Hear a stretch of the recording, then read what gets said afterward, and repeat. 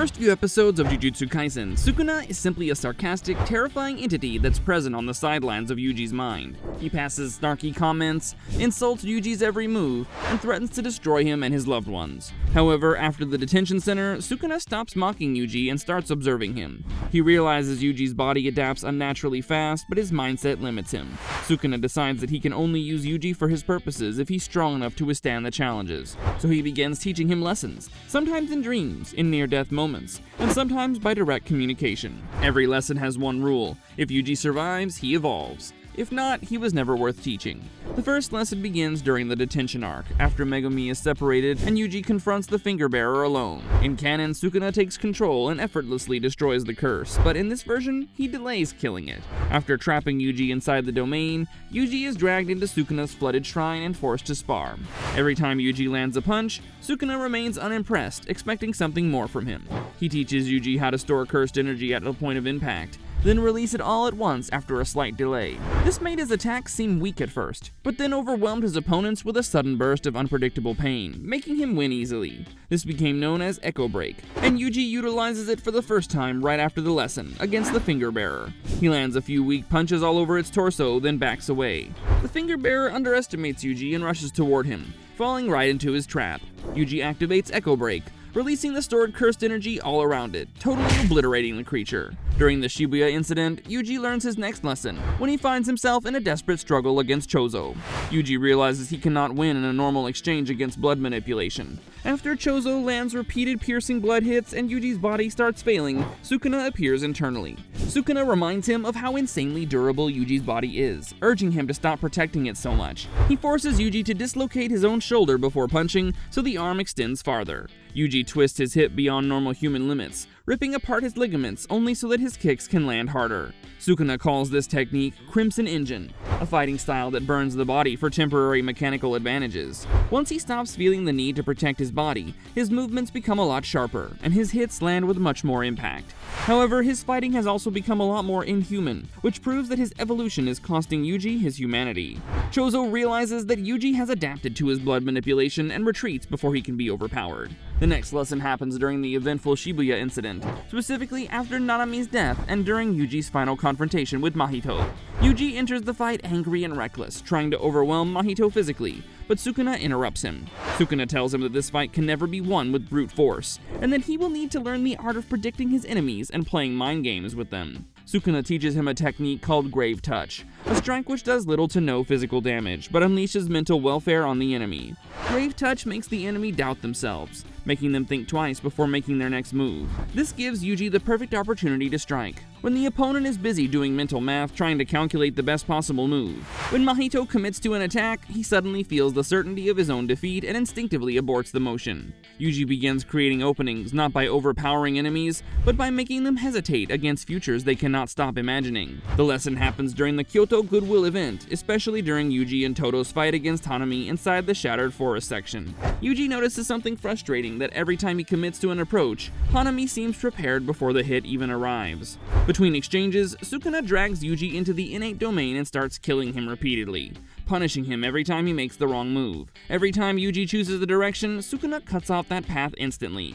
Eventually, he realizes that Sukuna is asking him to stop being so predictable with his movement. Yuji realizes he always moves with a destination already decided. Sukuna teaches Yuji to move without purpose until the very last moment. Returning to the fight, Yuji develops a technique called Void Drift. Instead of jumping straight at Hanami, Yuji constantly rewrites his movements, making it so that Hanami can never predict what his next move will be. The next lesson happens during the Shibuya incident, specifically inside the Burning District while Sukuna is fighting Jogo after taking control of Yuji's body. This time around, Sukuna teaches a basic version of his own cutting technique, naming it Severance.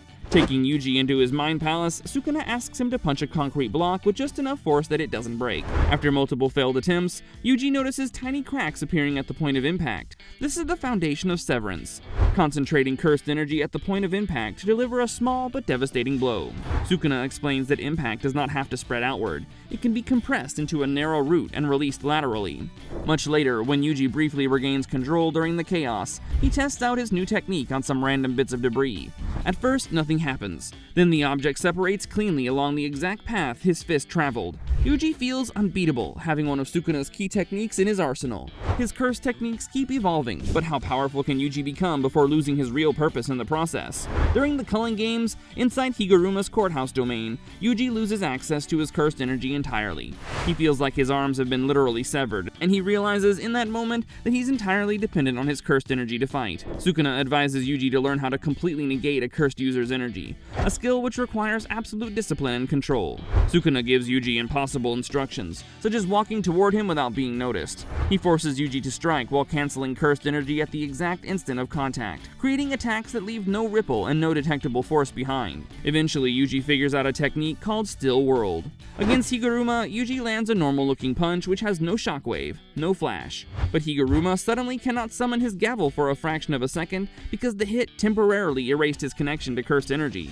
Yuji realizes silence is terrifying because nobody notices it until something they relied on simply stops existing. During the final battle, once Sukuna has fully reincarnated, Yuji realizes that none of the lessons he learned so far can individually beat Sukuna.